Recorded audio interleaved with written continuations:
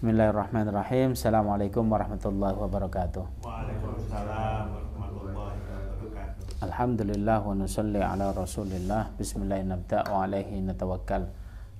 Teman-teman yang saya cintai, tuan rumah yang sama-sama kita hormati, sebelumnya kita baca Fatihah. Yang pertama dihadiahkan Fatihah ini untuk baginda Nabi Muhammad SAW beserta keluarga dan para sahabatnya dan para tabi'in. Ala hadini as-salihah al-Fatihah. A'udzubillahi minasyaitonir rajim. Bismillahirrahmanirrahim. Alhamdulillahi rabbil alamin arrahmanir rahim maliki yaumiddin. Iyyaka na'budu wa iyyaka nasta'in ihdinas siratal mustaqim siratal ladzina an'amta 'alaihim ghairil maghdubi 'alaihim waladdallin. Amin. Yang kedua, kita bacakan Fatihah untuk para guru kita, masyayikh kita, termasuk muallif kitab tersebut, kitab ini yang kita baca, yaitu Imam Nawawi, beserta kedua orang tua kita, beserta diri kita sendiri. Apapun yang masalah yang kita hadapi, semoga dimudahkan oleh Allah. Ala hadini as-salihah al-Fatihah. A'udzubillahi minasyaitonir rajim. Bismillahirrahmanirrahim. Alhamdulillahirabbil alamin arrahmanir rahim maliki yaumiddin. Iyyaka na'budu wa iyyaka nasta'in ihdinas siratal mustaqim siratal ladzina an'amta 'alaihim ghairil maghdubi 'alaihim waladdallin. Amin. Bismillahirrahmanirrahim. Al-hadis hadi wa thalathun. Hadis yang ke-31 dari kitab Al-Wafi, yaitu syarahnya Arba'in Nawawi. Hadis ini babnya apa? Yaitu judulnya tentang hakikatuz zuhud wa thamratuhu, yaitu hakikat itu pada hakikat itu apa, hakikatnya zuhud itu apa, kemudian wasamratuhu, dan bagi siapa saja yang bisa melakukan sebuah zuhud tersebut, maka dia akan mendapatkan buah daripada hasil zuhud tersebut. Hadis ini diriwayatkan oleh Abi Abbas Sahal bin Sa'id As-Sa'idi radhiyallahu anhu qala, yaitu hadis ini diriwayatkan oleh Abi Abbas. Abi Abbas itu berarti namanya lakopnya ya, Sahal bin Sa'id. Nah, namanya Sahal. Nah, aslinya bukan Sahal. Nah, nama beliau itu bukan Sahal. Nama beliau itu, kalau Sahal itu artinya dimudahkan, disenangkan, gembira dan lain sebagainya. Nama aslinya adalah Hazan bin Sa'id al-Sa'idi. Nah, Hazan ini kemudian Rasulullah, "Loh, nama kamu siapa?" Hazan. Hazan itu cemberut, sumpah, gak karu-karuan, sehingga Rasulullah langsung dirubah, "Udah, nama kamu Sahal." Ternyata banyak yang namanya dirubah oleh Rasulullah. Sayyidina Hasan itu nama aslinya Harb, jangan Harb ini perang, gegeran, gak karu-karuan. Diganti apa dengan Hasan. Banyaklah, termasuk salah satu istrinya Rasulullah juga begitu. Rasulullah merubah nama karena nama itu pada dasarnya terdiri dari dua hal. Nama itu yang pertama mangkul, yang kedua murtajal. Apa itu mangkul, apa itu murtajal? Jika mangkul itu nama yang memiliki hanya baginda Nabi. Kalau Nabi Muhammad itu namanya Muhammad terpuji, beliau itu bukan berharap dirinya terpuji. Memang dikasih nama Muhammad oleh Allah itu memang beliau terpuji. Beda dengan Muhammad Faiz, itu orang tua saya berharap saya ini terpuji. Faiz dari kata-kata faza yafuzu wa huwa faizun, sukses. Harapan orang tua saya ngasih nama saya Muhammad Faiz agar supaya terpuji dan sukses. Beda nama Muhammad saya dengan Muhammad Nabi Muhammad. Sehingga kalau di sini namanya Sa'id agar supaya happy terus, gak sumpek. Nah, kalau Hazan sumpek terus. Nah, ini Sayyidina aslinya diganti dari Hazan diganti Sahal bin Sa'id An-Sa'idi radhiyallahu anhu. Ja'a rajulun ila Nabi sallallahu alaihi wasallam. Suatu ketika ada seorang laki-laki datang kepada baginda Nabi Muhammad sallallahu alaihi wasallam. Faqala, kemudian beliau berkata, "Ya Rasulullah, wahai kekasih, wahai utusan Allah, wahai Rasulullah, dhullani ala amalin idza amiltuhu ahabbanillaha wa ahabbanin nas." Kanjeng Nabi, wahai Rasulullah, tunjukkanlah kepadaku sebuah amal. Jika aku melakukan amal tersebut, maka aku agar supaya satu, yang pertama dicintai manusia, yang kedua dicintai oleh Allah Subhanahu wa taala. Dicintai Allah dan dicintai oleh manusia. Jadi kalau Anda bisa melakukan sebuah amalan ini, maka mendapatkan 2 reward. Yang pertama dicintai oleh Allah, yang kedua dicintai oleh manusia. Faqala, kemudian dijawab oleh baginda Nabi Muhammad SAW, apa amalan tersebut? Izhad fit dunya yuhibbakallah. Zuhudlah kamu tentang dunia, maka kamu akan dicintai oleh Allah Subhanahu wa taala. Wazhad fima indan nas yuhibbakan nas.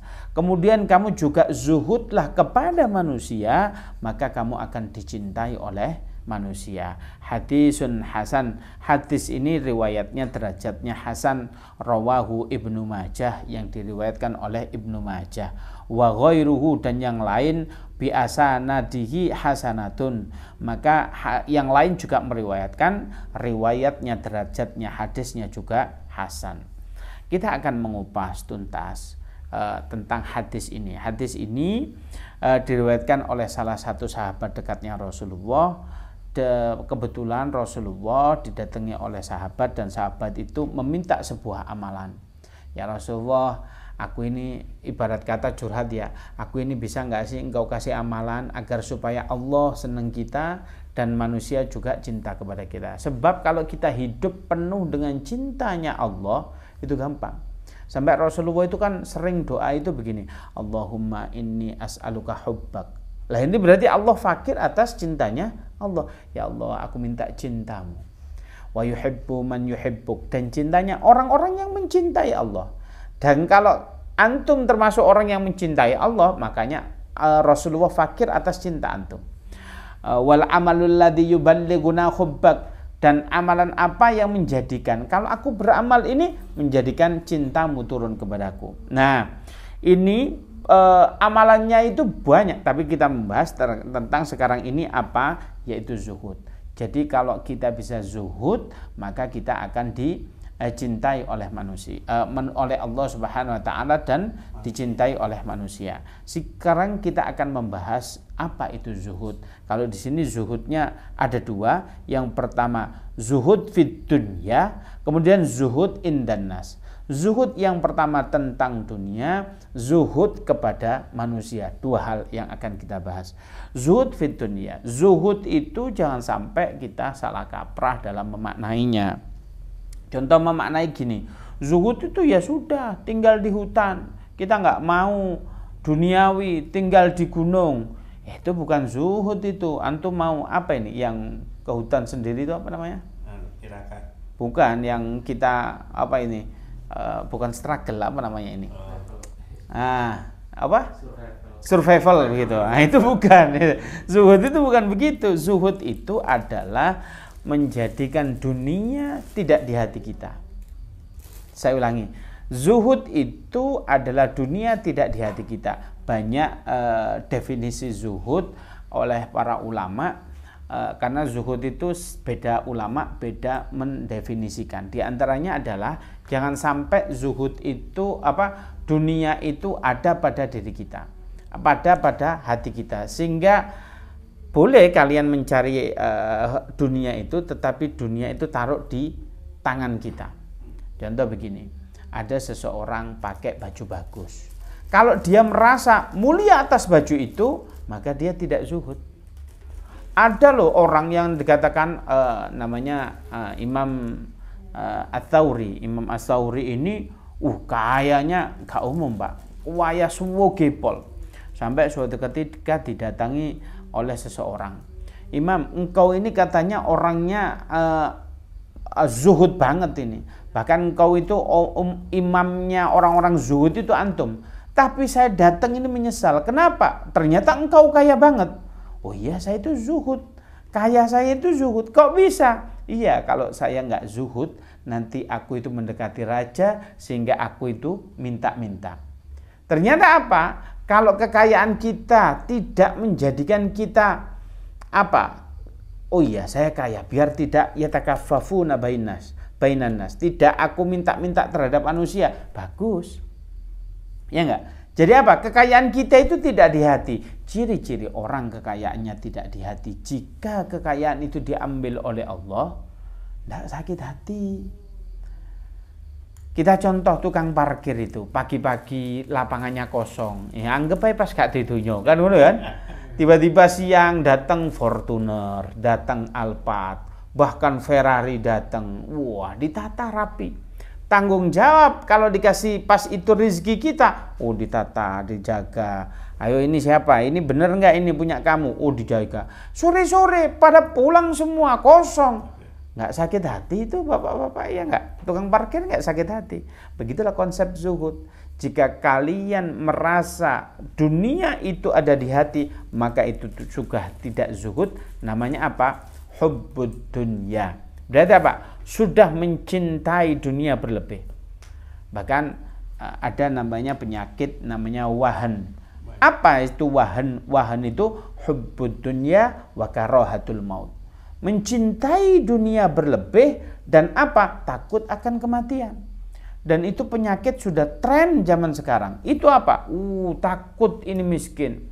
Takut jabatannya hilang. Sehingga apa? Banyak orang yang mohon maaf sekali mau pensiun, ada yang stroke, tidak siap. Gaji sekarang 45 juta, gaji sekarang per bulan ini 50 juta. Jika pensiun berapa? Dikasihkan cuma 10%. Sudah dipotong uang saku, habis itu pensiunannya berapa? Cuma 10%. Dulunya setiap bulan 50 juta, tetapi sekarang pensiun berapa? 5 juta. Padahal kalau kita orang zuhud itu mengatakan apapun yang diberikan oleh Allah itu pasti baik. Bayangkan 5 juta saja, jangan ngomong yang 50 juta ya, 5 juta saja itu kadang sebagian orang itu cita-citanya dia untuk mendapatkan uang itu belum kesampaian seumur hidup dia. Saya ini gaji saya per bulannya mentok 1,5 juta, mentok 1,8 juta. Orang yang mendapatkan 5 juta itu merasa ini gimana dong, saya nggak cukup. Nah, ini bukan zuhud. Zuhud itu pada dasarnya apapun dunia itu tidak pada hati kita. Kita ambil contoh lagi. Antum ini nggak punya mobil, tiba-tiba diundang begitu, diundang. Ustadz mohon ngisi kajian di salah satu kampus gede gitu. Oke. Ini musim hujan ya, saya nggak punya mobil. Oh tenang Ustadz, kita kirimin mobil begitu. Kita ada supirnya begitu ya. Antum yang biasanya pakai motor buntut begitu ya, pakai motor apalah buntut yang lama. Kalau ketemu orang ya, Assalamualaikum, Waalaikumsalam, biasa aja. Giliran antum dijemput Alphard, oh dibuka jendelanya. Assalamualaikum Bu, gimana kabarnya? Gimana kabarnya? Ini nggak zuhud. Flexing. Padahal bukan punya kita. Ini merasa apa? Mobil ini menjadikan antum merasa mulia di hadapan manusia. Enggak, itu enggak zuhud.